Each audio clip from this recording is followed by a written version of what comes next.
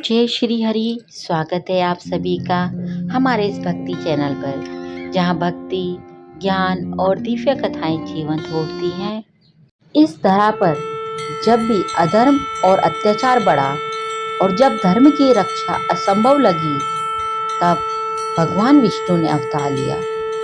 आज हम सुनेंगे उनके छठे अवतार परशुराम की दिव्य कथा, उस अमर ब्राह्मण योद्धा की जिसने अन्याय और अहंकार का अंत किया। त्वमेव माता च पिता त्वमेव बन्धुः च सखा त्वमेव विद्या द्रविणं त्वमेव सर्वं मम देवा त्वमेव सर्वं मम देवा। श्री गणेश जी की वंदना। गजाननं भूगणादिसेवितं कपितजम्बूफलचारुभक्षणं उमासुतं शोकविनाशकारकं नमामि विघ्नेश्वरपादपङ्कजम्। ओम श्री परमात्मने नमः। श्री गणेशाय नमः। ओम नमो भगवते वासुदेवाय। ओम नमो भगवते वासुदेवाय। ओम नमो भगवते वासुदेवाय। प्रभु, आपके श्री चरणों में मेरा बारंबार प्रणाम। प्रभु, आप ही वक्ता हो, प्रभु आप ही श्रोता हो। नारायणं नमस्कृत्य नरं चैव नरोत्तमं देवीं सरस्वतीं व्यासं ततो जयमुदीरये। बद्रिकाश्रम निवासी प्रसिद्ध ऋषि श्री नारायण तथा श्री नर अंतर्यामी नारायण स्वरूप भगवान श्री कृष्ण तथा उनके नित्य सखा नर स्वरूप नरश्रेष्ठ अर्जुन, उनकी लीला प्रकट करने वाली भगवती सरस्वती और उनकी लीलाओं के वक्ता महर्षि वेदव्यास को नमस्कार कर जय। आसुरी संपत्तियों का नाश करके अंतःकरण पर देवी संपत्तियों को विजय प्राप्त कराने वाले वाल्मीकि रामायण, महाभारत एवं अन्य सभी इतिहास, पुराण आदि सद्ग्रंथों का पाठ करना चाहिए। श्री सुखदेव जी कहते हैं, परीक्षित, उर्वशी के गर्भ से पुरुरवा के 6 पुत्र हुए। आयु, श्रुतायु, शतायु, रे, विजय और जय। श्रुतायु का पुत्र था वसुमान, शतायु का श्रुतजय, रे का एक और जय का अमित। विजय का पुत्र हुआ भीम और भीम का पुत्र हुआ कंचन। कैचना का होत्र और होत्र का पुत्र था जहनु। ये जहनु वही थे जो गंगा जी को अपनी अंजलि में लेकर पी गए थे। जहनु का पुत्र था पुरु और पुरु का पुत्र था बलाक और बलाक का पुत्र था अजक। अजक का पुत्र कुश था और कुश के 4 पुत्र थे, कुशाम्बु, तने, वशु और कुशनाम। इनमें से कुशाम्बु के पुत्र गादी हुए। परीक्षित, गादी की कन्या का नाम था सत्यावती। ऋचिक ऋषि ने गादी से उनकी कन्या मांगी।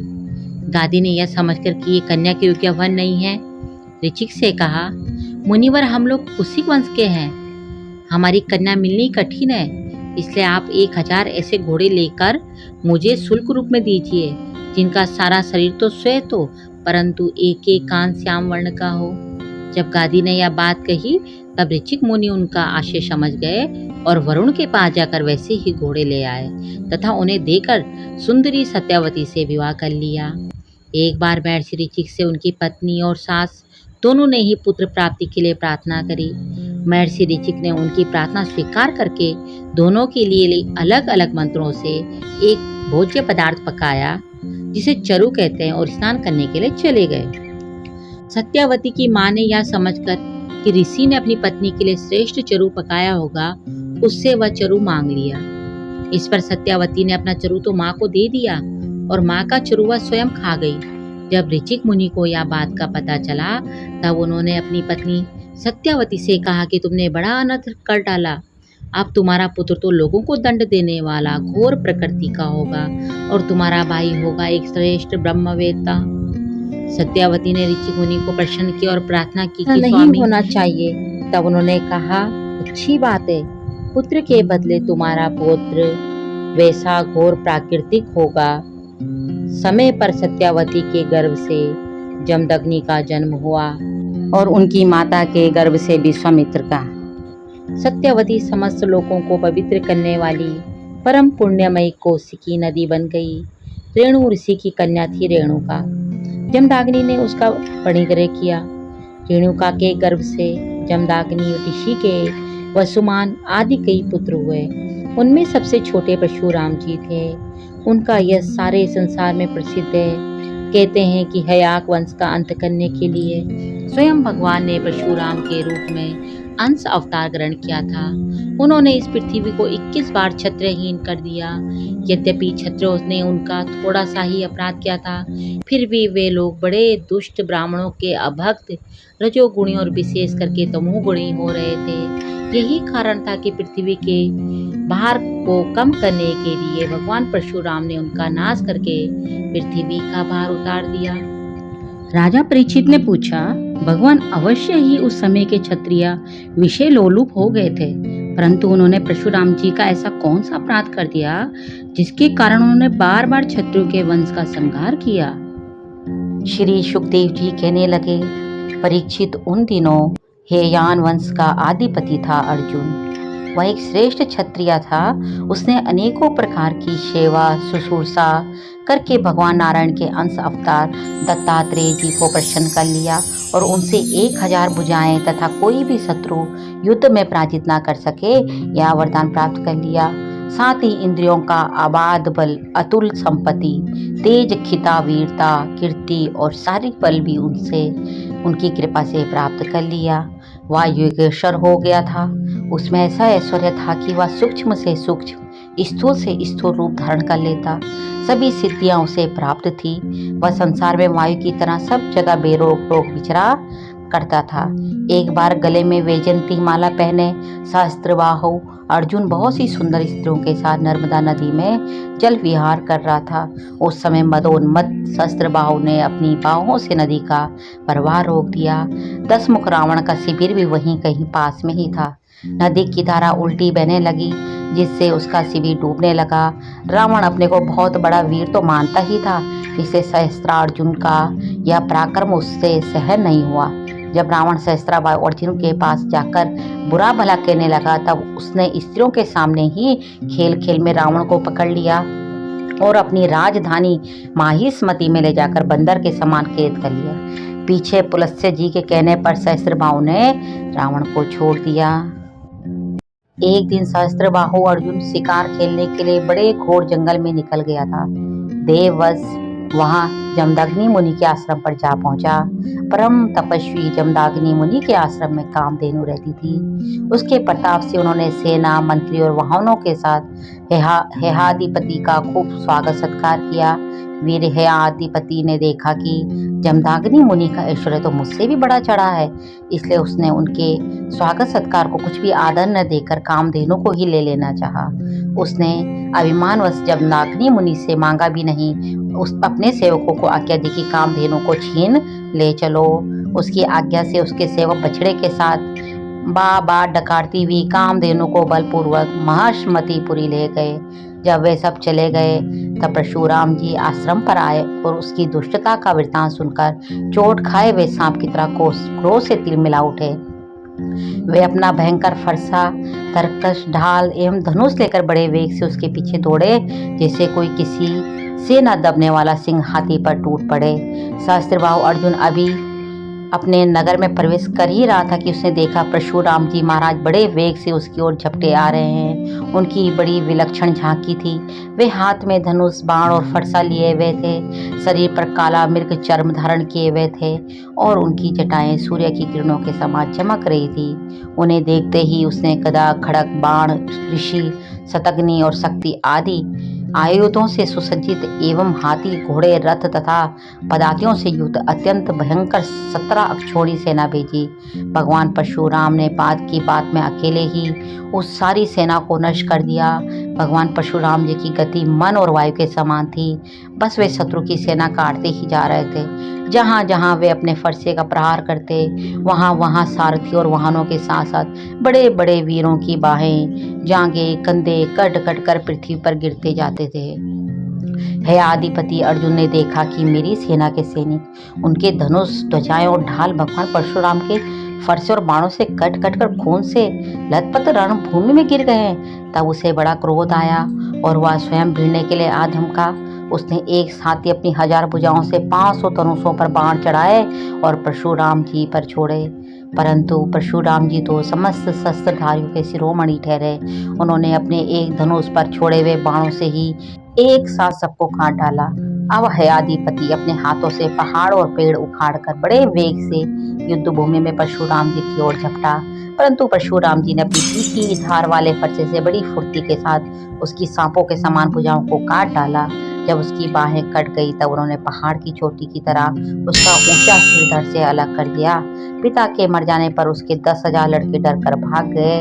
परीक्षित, विपक्षी वीरों के नाशक परशुराम जी ने बछड़े के साथ कामधेनु लौटा ली। वह बहुत ही दुखी हो रही थी। उन्होंने उसे अपने आश्रम पर लाकर पिताजी को सौंप दिया और महेशमती में शस्त्र भाव ने तथा उन्होंने जो कुछ किया था सब अपने पिताजी तथा भाइयों को कह सुनाया।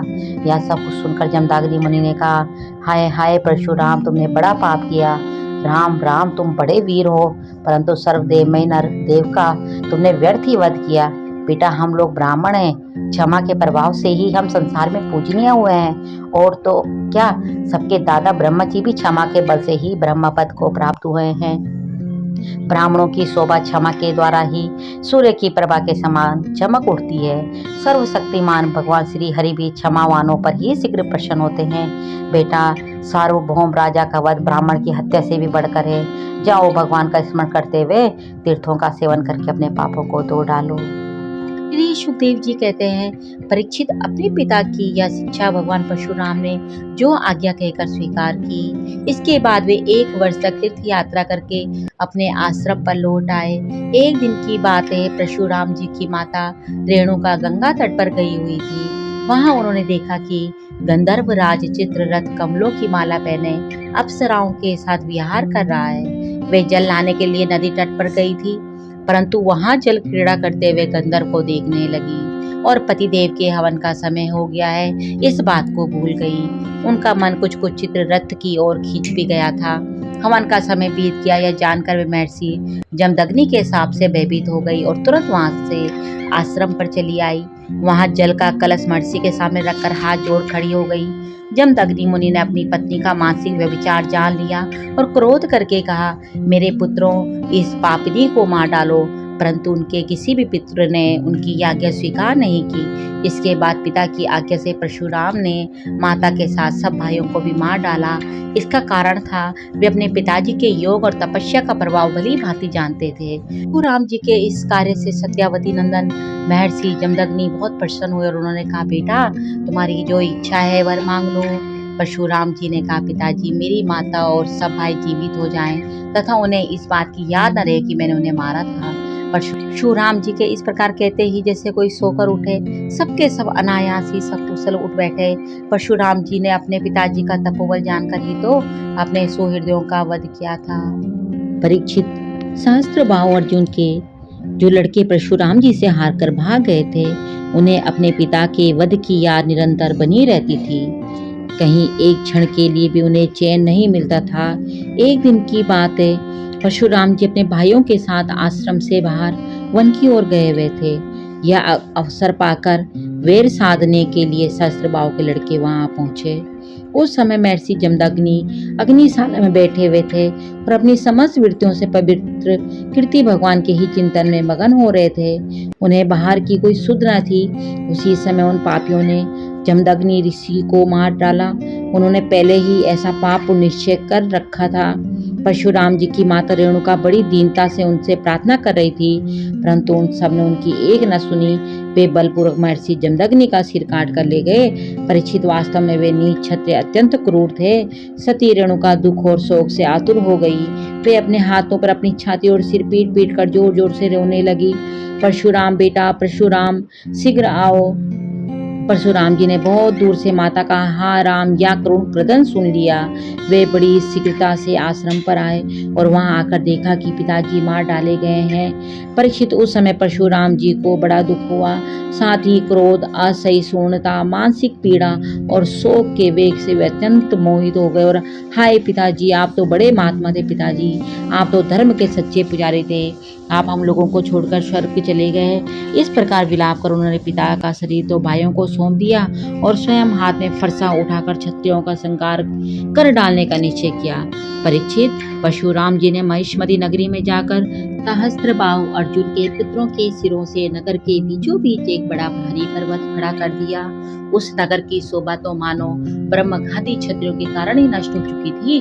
उनके रक्त से एक बड़ी भयंकर नदी बह निकली, जिसे देखकर ब्राह्मण दुर्योधनों का हृदय भय से कांप उठता था। भगवान ने देखा कि वर्तमान क्षत्रिय अत्याचारी हो गए हैं, इसलिए हे राजन, उन्होंने अपने पिता के वध को निमित्त बनाकर 21 बार पृथ्वी को क्षत्रियहीन कर दिया और कुरुक्षेत्र के समंत पंचक में ऐसे ऐसे 5 तालाब बना दिए जो रक्त के जल से भरे हुए थे। परशुराम जी ने अपने पिताजी का सिर लाकर उनके धड़ से जोड़ दिया और यज्ञों द्वारा सर्वदेवमय आत्मस्वरूप भगवान का यजन किया। यज्ञों में उन्होंने पूर्व दिशा होता को, दक्षिण दिशा ब्रह्मा को, पश्चिम दिशा आदर्यु को और उत्तर दिशा सामगान करने वाले उद्गातों को दे दी। इसी प्रकार अग्निकोण आदि भी दिशाएं ऋतुजों को दी। कश्यप जी को मध्य भूमि और उपद्रष्टा को आर्यवत दिया तथा दूसरे सदस्यों को अन्य दिशाएं प्रदान कर दी। इसके बाद यज्ञांत स्नान करके वे समस्त पापों से मुक्त हो गए और ब्रह्मा नदी सरस्वती के तट पर मेघ रहित सूर्य के समान शोभायमान हुए। महर्षि जमदग्नि को स्मृति रूप संकल्प मय शरीर की प्राप्ति हो गई। परशुराम जी से सम्मानित होकर वे सप्त ऋषियों के मंडल में 7वें ऋषि हो गए। परीक्षित, कमल लोचन जमदग्नि नंदन भगवान परशुराम आगामी मनवंतर में सप्त ऋषियों के मंडल में रहकर वेदों का विस्तार करेंगे। वे आज भी किसी को किसी प्रकार का दंड न देते हुए शांत चित्त से महेंद्र पर्वत पर निवास करते हैं। वहाँ सिद्ध गंधर्व और चारण उनके चरित्र का मधुर गान करते रहते हैं। सर्वशक्तिमान विश्वात्मा भगवान श्री हरि ने इस प्रकार भृगुवंशियों में अवतार ग्रहण करके पृथ्वी के भारभूत राजाओं का बहुत बार वध किया और विधर्मियों का अंत करके सदैव इस धरा को विधर्मियों से भार मुक्त किया और धर्म की स्थापना करी। इसी के साथ श्री परशुराम जी के इस दिव्य अवतार की कथा को यहीं पर विराम देते हैं। जय श्री हरि। प्रभु, आपके चरणों में मेरा बारंबार प्रणाम। धन्यवाद।